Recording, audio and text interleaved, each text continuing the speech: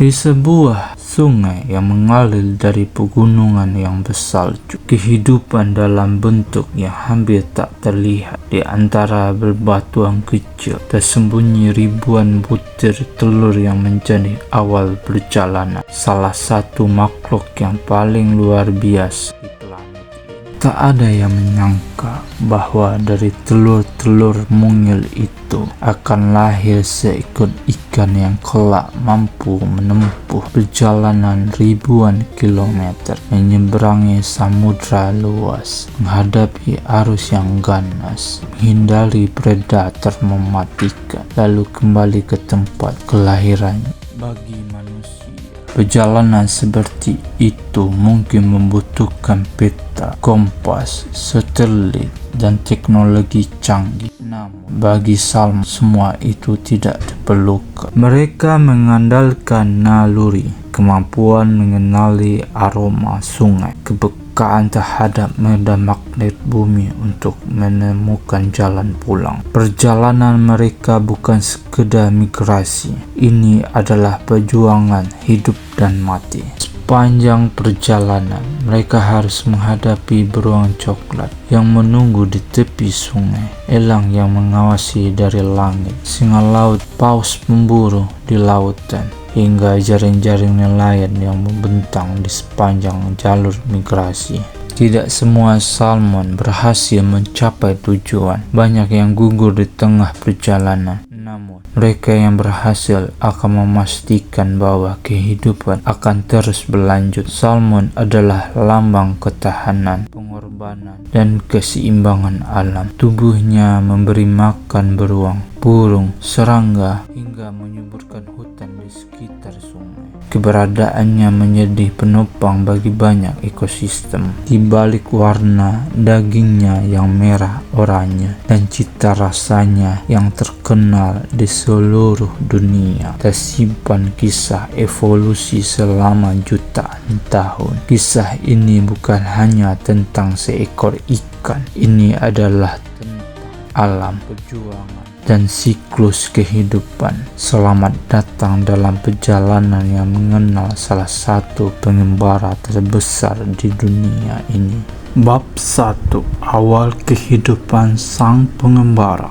Ketika musim gugur tiba di wilayah utara bumi, sungai-sungai yang sebelumnya tenang berubah menjadi jalur kehidupan. Ribuan salmon dewasa berenang melawan arus menuju hulu sungai. Mereka datang bukan untuk mencari makan, bukan pula untuk berlindung. Mereka datang membawa satu misi yang telah diwariskan oleh jutaan tahun evolusi berkembang biak. Salmon betina mulai mencari lokasi yang tepat di dasar sungai. Dengan kibasan ekornya, ia menggali kerikil hingga terbentuk sebuah cekung yang disebut red.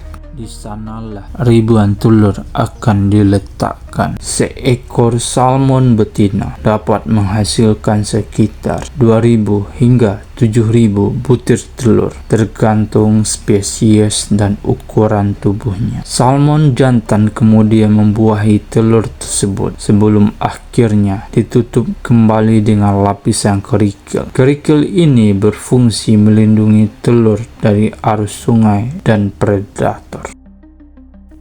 Musim dingin datang. Di bawah air yang sangat dingin, kehidupan mulai berkembang perlahan. Suhu rendah justru membantu menjaga telur tetap sehat selama beberapa bulan. Embrio berkembang hingga akhirnya menetas menjadi larva kecil yang disebut alevin. Pada tahap ini, alevin masih membawa kantung kuning telur di bagian perutnya. Kantung tersebut menjadi sumber energi sehingga mereka belum perlu mencari makanan sendiri.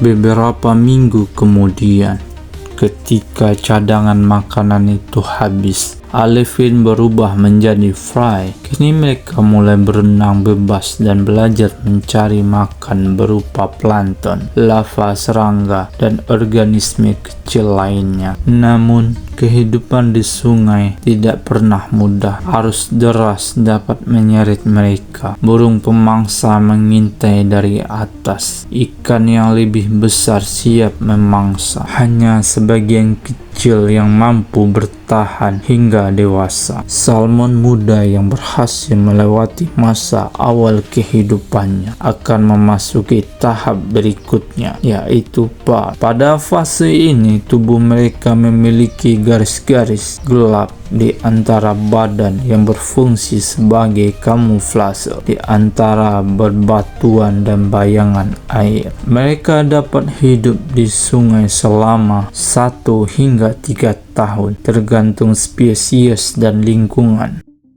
Selama itu, mereka tumbuh sedikit demi sedikit, sambil mempersiapkan diri menghadapi tantangan terbesar dalam hidup mereka. Suatu hari, perubahan besar mulai terjadi. Tubuh mereka mengalami transformasi yang disebut smolfikasi. Warna tubuh mereka berubah menjadi lebih keperakan, sisik menjadi lebih mengkilap, dan organ dalam beradaptasi agar mampu mengatur kadar garam.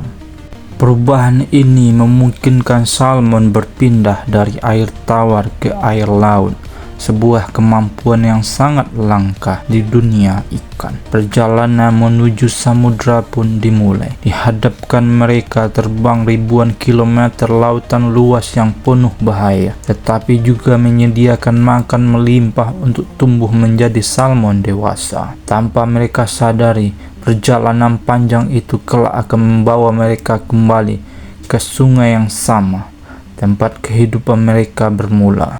Namun, tantangan yang sesungguhnya baru saja dimulai. Di balik luasnya samudra, predator menunggu, badai menghadang, dan hanya yang terkuat yang akan bertahan. Pada bagian berikutnya, kita akan mengikuti perjalanan salmon memasuki laut dan mengungkap bagaimana mereka mampu menemukan jalan pulang setelah bertahun-tahun menghilang di tengah samudra.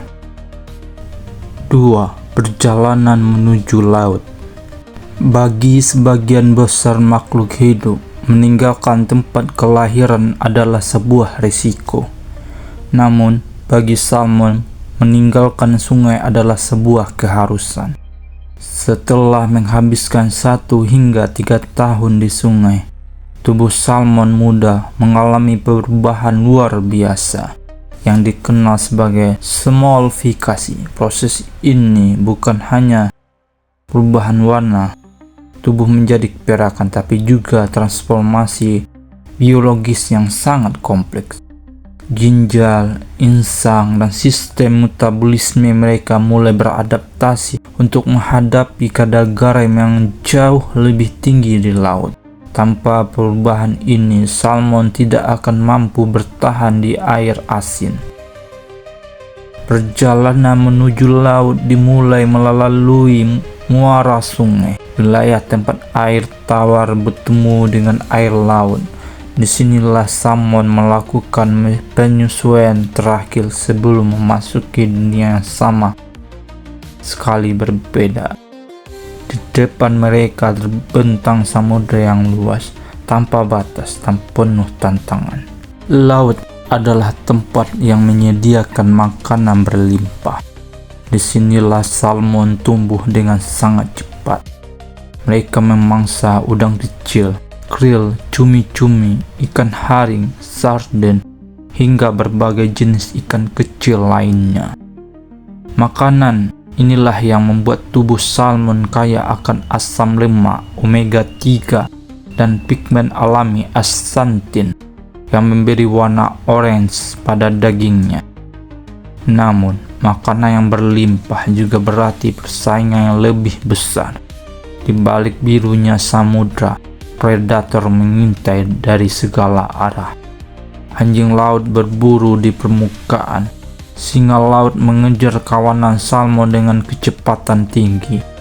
Hiu memanfaatkan kepekaan indera penciumannya untuk mendeteksi mangsa.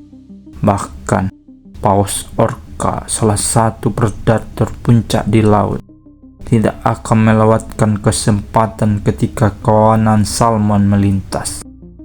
Salmon harus terus berenang. Berhenti terlalu lama bisa berarti akhir dari perjalanan mereka. Di laut, salmon menghabiskan waktu antara 2 hingga 5 tahun, tergantung spesiesnya. Selama periode ini, berat tubuh mereka dapat meningkat hingga ratusan kali lipat. Seekor Chinook salmon, misalnya, dapat tumbuh hingga lebih dari 30 kg. Semua energi yang mereka kumpulkan bukan hanya untuk bertahan hidup. Energi itu akan digunakan untuk perjalanan terbesar dalam hidup mereka, perjalanan pulang. Bab 3. Rahasia menemukan jalan pulang. Salah satu misteri terbesar di dunia hewan adalah kemampuan navigasi salmon. Bagaimana mungkin seekor ikan yang telah menghabiskan bertahun-tahun di samudra mampu kembali ke sungai tempat ia dilahirkan? Para ilmuwan telah mempelajari pertanyaan ini selama puluhan tahun. Jawabannya ternyata sangat menakjubkan. Salmon memiliki indera penciuman yang luar biasa tajam. Sejak masih kecil, mereka merekam aroma kimiawi khas dari sungai tempat mereka dilahirkan. Setiap sungai memiliki komposisi mineral, tanah, tumbuhan, dan mikroorganisme yang berbeda. Kombinasi ini menciptakan sidik jari aroma yang unik. Ketika tiba waktunya kembali, salmon menggunakan aroma tersebut sebagai petunjuk untuk menemukan jalan pulang. Namun, aroma saja tidak cukup. Di tengah samudra yang luas, aroma sungai tidak dapat tercium. Disinilah kemampuan lain bekerja. Penelitian menunjukkan bahwa salmon juga mampu merasakan medan magnet bumi.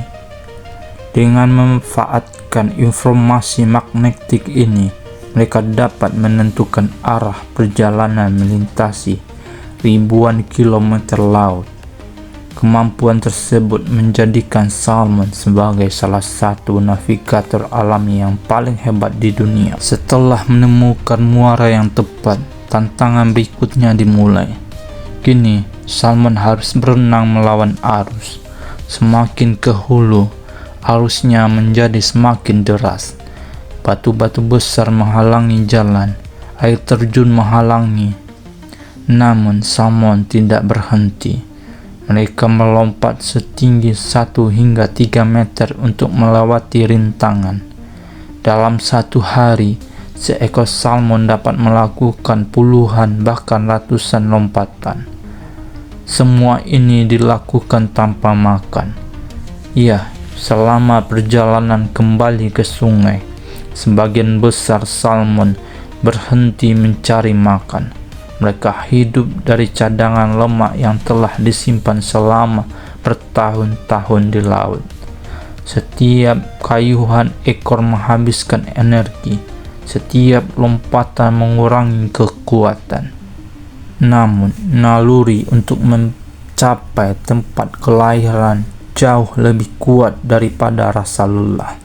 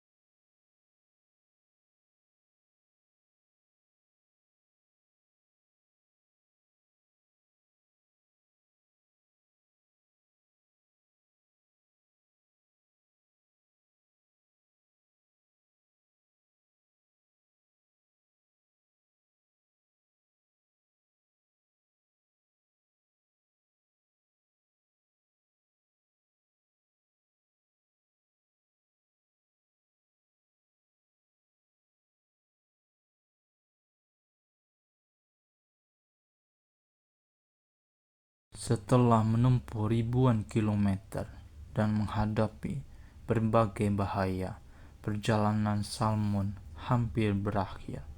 Namun, sebelum kisah ini selesai, masih ada satu pertanyaan besar. Mengapa terdapat begitu banyak jenis salmon? Dan apa perbedaan di antara mereka? Pada bagian berikut, kita akan menjelajahi berbagai spesies salmon yang hidup di dunia serta keunikan mereka masing-masing.